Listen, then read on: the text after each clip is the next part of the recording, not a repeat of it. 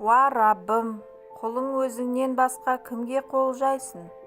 Дұға да өзіңнен, оны қабылдау да өзіңнен. Әуелі көңілімізді дұғаға бұрасың, содан кейін дұғаларымызға жауап бересің. Мейірімің неткен кең. Мәулана.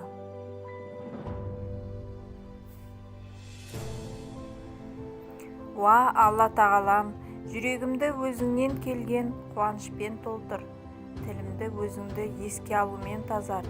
Дене мүшелерімді өзіңнің жақсы көрген және ұнатқан істеріңде қолдануды нәсіп еткейсің.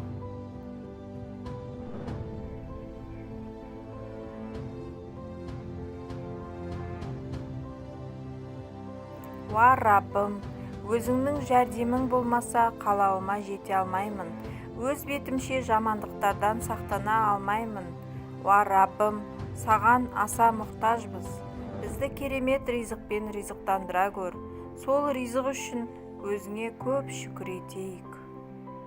Бәкір ибн Абдулла Мүзейни. Уа Раббым, менің қателіктерімді, білместікпен жасағанымды, іс-әрекеттерімдегі шектен шығуымды һәм өзің менен жақсы білетін қателіктерімді кешіргейсің.